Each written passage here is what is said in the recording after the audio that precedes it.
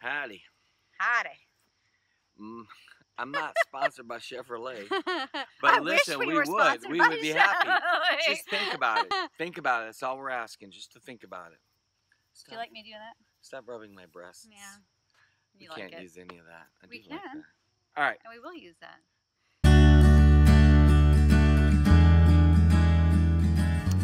Hi. Hey. We're going to talk about something today that I'm really pumped about, and that is babies. He does love babies. I love babies. Yes. Basically, here's the truth, is that little baby animals, little baby humans, little babies, I'm a big fan. I can't help it. Even baby plants, I probably am a fan of baby plants. Basically, if I'm at an event and somebody has a little baby, I can tell you one or two things are going to happen. One, unless I'm sick, I'm going to go over there and I'm going to see if basically I can hold the baby. Two, I'm going to hold the baby. That's the two things?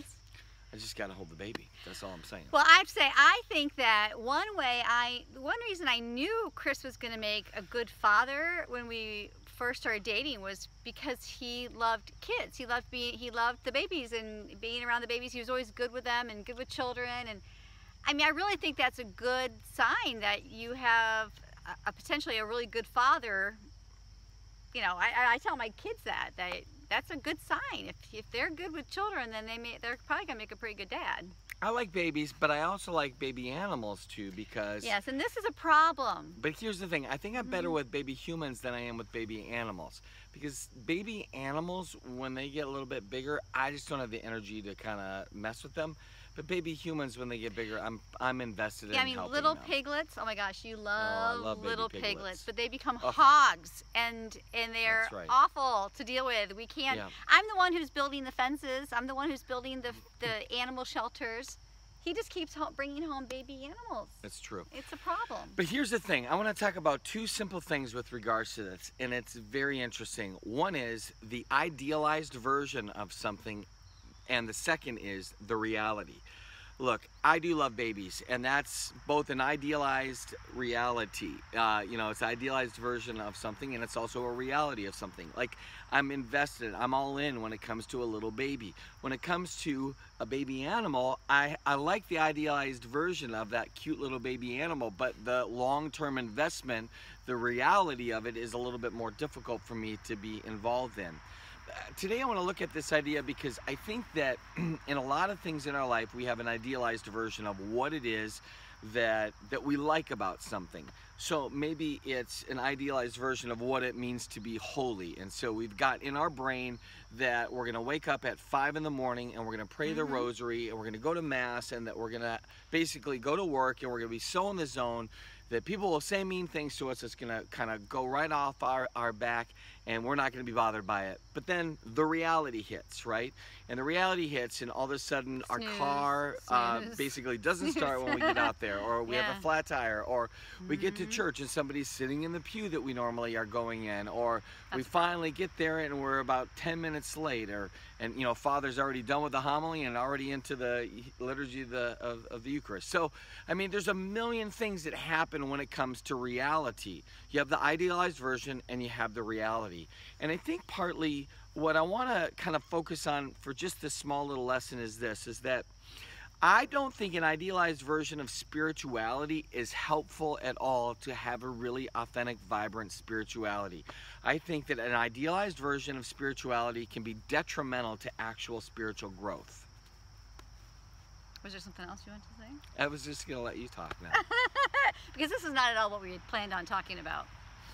See, we had an idealized version of something that we were going to talk about, and the reality is I've hijacked this lesson. And that's okay.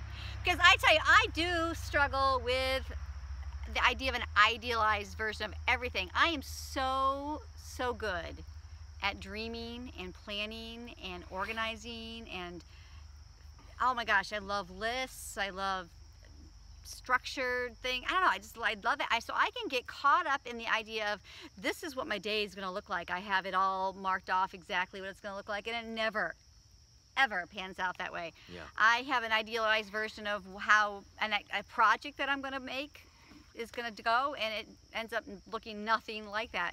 Into motherhood, holy moly, that was that. And idea of who I would be as a mom, you know, I get it all the time that people think one of two things. They think because I have 9 kids that either one, I must have loved children and have been like just a baby magnet my whole life, or 2, they think that I'm a really sweet, easygoing, laid-back kind of person to be able to handle that, and neither one are true. Yeah, not at all. The first time someone called me laid back, I thought, what? Do you know me? Because I don't see myself as being laid back. But I just think that what they saw was a beaten down version of me, a person who has lived with crazy man here for so long and all these kids, and they've seen me. I'm a new version of who I am because I've had to change, or I was going to not survive this life. But also, I did not go into, when I was a kid, I never babysat. I was scared to death to babysit. I did not play with dolls. I was not probably the perfect candidate to say, you know, let me see who I'm going to pick to have 9 kids. Let's pick her. No, I would have not. If I was God, I would have steered clear of this woman. But that's funny because I did babysit. In fact, I had to watch a gentleman that had Alzheimer's when I was a kid. I babysat a number of different times, and I didn't really have dolls, although I did have Star Wars action figures, but I don't really treat my children like that. No, I believe in Barbie dolls, and Barbie dolls are very different than actual baby dolls. You know, I didn't play with baby dolls, yeah. Oh, than real babies too. They're different than real babies. They are different than real babies, yeah. So here's an interesting thing, though. It's funny that you're saying this, because when you take an idealized version of something that's like a real human reality, whether it's, you know, here's how my diet is going to work for me, here's how my exercise plan is going to work, or here in this case, here's how me being a mom is going to look, and you combine it then with an idealized version of spirituality, like here's what my religious life is going to look like, here's what I'm going to do, you have the real recipe for disaster. And to be real honest, I think that kind of happened for Linda when we first got married and we ended up having a baby. We brought home this cute little child from the hospital, and we're pretty sure it's ours. And she looks just like you. She looks just like us. Hannah was born 6 pounds and 1/4 ounces, a little itty bitty thing. And Linda had this idealized version in her brain of maybe what it was going to be like to be a parent. I read the book. She did. How could I go wrong? She'd read this book, and this book came at parenting from a very strong spiritual perspective, and they had like a lot of steadfast rules. You do these things and you're going to get this result. And I personally, I'm not like that. Like, so we just basically, we're going to flow. That's what I was thinking. This is going to be great. How hard could it be? We'll be all right. And Linda basically went nuts. I mean, she lost her brain.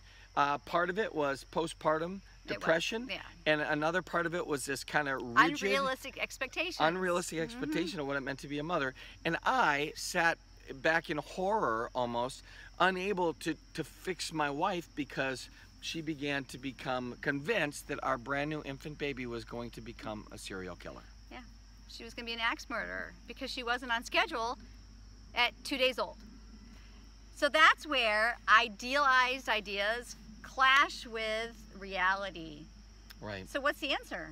Well, it's interesting because a couple things will happen. One is you'll keep trying to get the idealized version.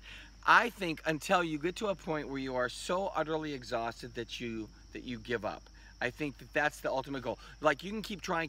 You could keep doing that about 1,000 times. But there'll be a moment when all of a sudden you realize, I can't maintain this. It's too exhausting. I can't keep up the momentum of trying to strive for an idealized version that I've never reached. And so you give up. And I think that the Lord allows us to get so exhausted that we give up, and we finally allow Him into the brokenness of our humanity. That's the difference between success and not success in these moments, is giving up and having nothing to fall on, or giving up and having Christ to fall on. Right, that's true. We have to fall on Christ. We can't give up and become hopeless. I mean, despair it permeates our society, but we as Christians cannot despair. We have Christ to fall on, and He wants us to fall on Him. He wants us to lean on Him and to be loved by Him, and for us to find out who we are through Him and through His eyes. And so that's the difference. We got to give up. We got to stop. Right. But fall in But it's Christ. not a blind leap of faith that we're giving up and we have no idea Right. who's out there to catch us and no idea what's going to happen. Ultimately, when you end in that brokenness and that exhaustion and say, I can't do it anymore, we're reminded of that verse, right? Come unto me all that are weak and heavy laden, and I will give you rest. And that Jesus is there, and he's not afraid of our mess. He's not afraid of our exhaustion. In fact, I think it's at that moment that he can come to us, heal us like that story of the Good Samaritan, and bandage our wounds and provide for us a place where we can have a little bit of peace so that we can have new life breathed into us and then go after it. And I think what's interesting about that is, especially in the case of parenting and specifically for Linda, is that she began to realize a few things about herself. Is that one, if the child did not sleep exactly in the scheduled manner that she thought, it was going to be okay. And She's not an axe murderer. and just for, at least for now, thanks be to God. Thanks. Yeah, not yet. The thing about this, I think, in some ways for me is that I still do love babies and will still go try to hold them and be with them. But I have to tell you, the reality is that now I'm kind of happy to give the little baby back to the mom, because the reality of me is that I am getting a little bit older, and I am finding myself a little bit, happy to not have to have that constant consumed feeling of making sure that I know where the kid is at every possible second, and to be able to meet its every single need. There is a sense of the grandpa role coming on strong, and I'm okay with that. I'm okay with that too. I don't know where you're at in your journey, but the thing is, it's possible that maybe you're exhausted, and I want you to ask yourself, why am I exhausted? Maybe you're exhausted because you keep trying to strive for some sort of weird idealized version, and it's constantly in conflict with the reality of where you are. And in some ways, I want to just say, okay, good, give up. Because it's very probable that Jesus is right there, ready to embrace you and to hold you and to help you to find a new way of living, which is really you. It's a very personal you way of living that we're invited into. I hope you have a good day.